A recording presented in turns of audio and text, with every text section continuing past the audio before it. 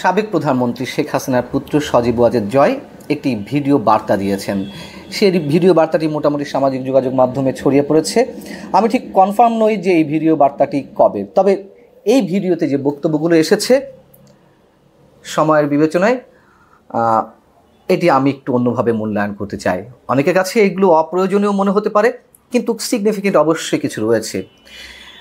এই ভিডিও বার্তাটি খুবই সংক্ষিপ্ত। প্রথম দিকে যে কথাগুলো বলা হয়েছে তা গতানুগতিক, মানে এর আগে যে কথাগুলো বলেছেন সেই একই ধরনের কথাবার্তা, যে আওয়ামী লীগের নেতাকর্মীদের বাড়িঘর জ্বালিয়ে দেওয়া হচ্ছে, তারা নিরাপত্তাহীনতার মধ্যে রয়েছে, তাদের জীবন ঝুঁকির মধ্যে রয়েছে, ইত্যাদি ইত্যাদি।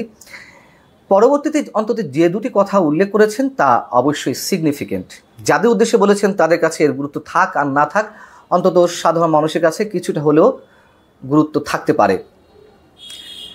তিনি বক্তব্যের শেষ পর্যায়ে বলেছেন যে জঙ্গিবাদ বাংলাদেশে ঘিরে ধরেছে, বাংলাদেশকে জঙ্গিবাদ মুক্ত করতে এবং অধিকতর গণতান্ত্রিক অবস্থায় ফিরিয়ে আনতে আওয়ামী লীগ প্রয়োজনে আলোচনায় বসতে প্রস্তুত। কাদের সঙ্গে আলোচনায় বসতে প্রস্তুত? সরকারে যারা রয়েছে তাদের সঙ্গে। সরকার নিঃসন্দেহে এটি করবে না জানি, কিন্তু তারপরেও তার এই মেসেজটি খুবই গুরুত্বপূর্ণ। কেন গুরুত্বপূর্ণ আমি বলছি। প্রথমত, তার এই বক্তব্যের মধ্য দিয়ে কিছু প্রশ্ন আমাদের সামনে উঠে আসে। প্রথম কথা হচ্ছে, তার এই ভিডিও বার্তাটা কি গতানুগতিক ওয়েতে আওয়ামী লীগের নেতাকর্মীদেরকে উজ্জীবিত করতে, অথবা তার এই বক্তব্যকে শুধুমাত্রই স্ট্যান্ডবাজি হতে পারে, আবার নাও হতে পারে।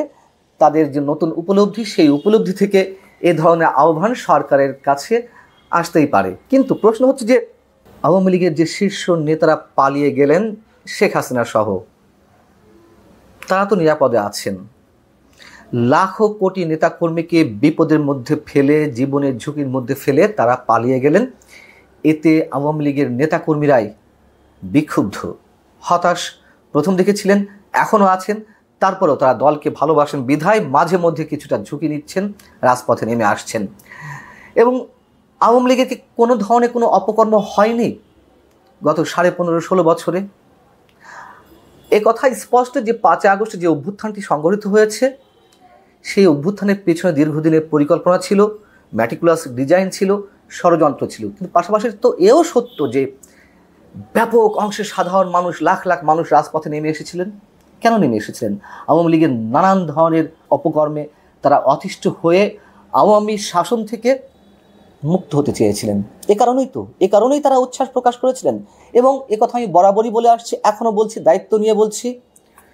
বিরোধী দলীয় নেতা কর্মীদের বাইরের সাধারণ মানুষ, যারা যেগুলো ফ্লোটিং ভোটার হিসেবে আমরা জানি, তার বাইরে অনেক আওয়ামী পরিবারের সদস্য এই আন্দোলনে শরিক হয়েছিলেন, 5 আগস্ট অভ্যুত্থানে অংশ নিয়েছিলেন।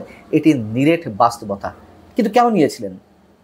আওয়ামী লীগ আমলের ঘুষ দুর্নীতি সীমাহীনভাবে চলেনি, গুম খুনের ঘটনা ঘটেনি। অবশ্যই ঘটেছে।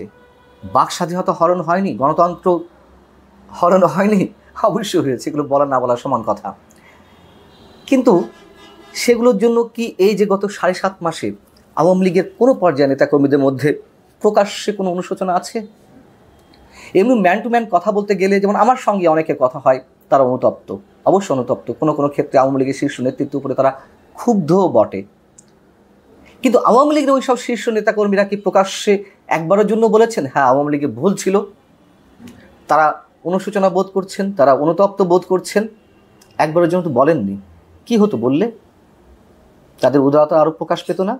এবং আমি যেটি গত বেশ কিছুদিন ধরে শুনছি, যে আওয়ামী লীগ বিশুদ্ধ হয়ে আসার চেষ্টা করছে, আওয়ামী লীগ নতুনভাবে যে সংগঠিত হওয়ার চেষ্টা করছে, তার জন্য বেশ কিছু উল্লেখযোগ্য সংখ্যক শীর্ষ নেতৃত্বের অনেককেই বাদ দেওয়া হয়েছে। এখন তো আওয়ামী লীগ ওইভাবে রাজনীতি নেই যে চিঠিপত্র দিয়ে বহিষ্কার করবে বা দল থেকে বাদ দেবে। শুনেছি যে তাদেরকে সাইলেন্স সাসপেন্ড করা হয়েছে। এখন এই সাইলেন্ট সাসপেন্ডের মধ্যে কারা রয়েছেন? সংখ্যাটা হচ্ছে এরকম। কোনো কোনো জায়গা থেকে শোনা গেছে, আমার যে সোর্স, কেউ বলছেন 70 জন, কেউ বলছেন 55 জনকে নীরব বহিষ্কার করা হয়েছে। তাদেরকে সব ধরনের দলীয় কর্মকাণ্ড থেকে দূরে সরে থাকতে বলা হয়েছে। যেমন নাম শোনা যাচ্ছে, কাদের নাম শোনা যাচ্ছে? ওবায়দুল কাদের তো আছেন, হাসান মাহমুদ আওয়ামী লীগের যুগ্ম সাধারণ সম্পাদক 1 নম্বরে, জাহাঙ্গীর কবির নানক, মোহাম্মদ আরাফাত সাবেক তথ্য বিষয়ক প্রতিমন্ত্রী, এরকম আরও অনেকে আছেন, বাহাউদ্দিন নাসিমও সম্ভবত আছেন এর মধ্যে। কিন্তু তাদের নাম কেন প্রকাশ্যে বলা হচ্ছে না যে এই মানুষগুলোকে তাদের অপকর্মের জন্য, দলকে ক্ষতিগ্রস্ত করার জন্য, বাংলাদেশকে ক্ষতিগ্রস্ত করার জন্য তাদেরকে দল থেকে বাদ দেওয়া হয়েছে? এবং শেখ পরিবারের যারা সদস্য, যারা সীমাহীন ক্ষমতার চর্চা করেছেন, অবাধ লুটপাটের সঙ্গে জড়িত ছিলেন, দলীয় নেতাকর্মীরা যাদের জন্য অতিষ্ঠ ছিলেন, সেই তাদেরকেও নাকি একেবারে নীরব বহিষ্কার করা হয়েছে। আমার কথা হচ্ছে, যদি এটি করা হয়ে থাকে অবশ্যই ভালো, এবং আওয়ামী লীগের যে নেতাকর্মীরা রয়েছেন, ত্যাগী নেতাকর্মীরা, বঞ্চিত নেতাকর্মীরা, তৃণমূলের যারা রয়েছেন, তারা তো খুশি হবেন। এবং আপামর জনসাধারণ যারা আওয়ামী লীগ করেন না, আওয়ামী লীগের সমর্থন করেন না, তাদের মধ্যেও তো এক ধরনের প্রতিক্রিয়া হওয়ার কথা। যদি এগুলো প্রকাশ্যে আনা হয়, তাহলে প্রকাশ করা হচ্ছে না কেন? তাদেরকে দল থেকে বাদ দিলে যে দল ক্ষতিগ্রস্ত হবে প্রকাশ্যে ঘোষণা দিলে, তা তো নয়। বরং যে কথাগুলো বললাম সেগুলোই হওয়ার কথা। তার মানে কি আমরা ধরে নেব যে এগুলো শুধুই গুজব,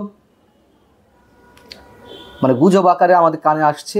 তবে আমি বিশ্বস্ত সূত্রে জেনেছি, আমি জানতে পেরেছি, যদি আমার সোর্সের ক্ষেত্রে কোনো ধরনের ভুল না থেকে থাকে, এরকম কিছু মানুষকে দল থেকে আলাদা করা হয়েছে, নীরবভাবে তাদেরকে বসে রাখা হয়েছে। কথা হচ্ছে, যেহেতু আমি কনফার্ম নই, আমার শোনা, যদি হয়ে থাকে অবশ্যই সেগুলো প্রকাশ করা উচিত, ডিসক্লোজ করা উচিত। নইলে ওই যে বললাম, কিছু মানুষ হয়তো জীবনের ঝুঁকি নিয়ে প্রচণ্ড নিরাপত্তাহীনতার মধ্য দিয়ে তারা রাজপথে নামার চেষ্টা করছে শুধুমাত্র বঙ্গবন্ধুকে এবং আওয়ামী লীগকে ভালোবাসার কারণে। কিন্তু আর সবার নামতে আরও সময় লাগবে।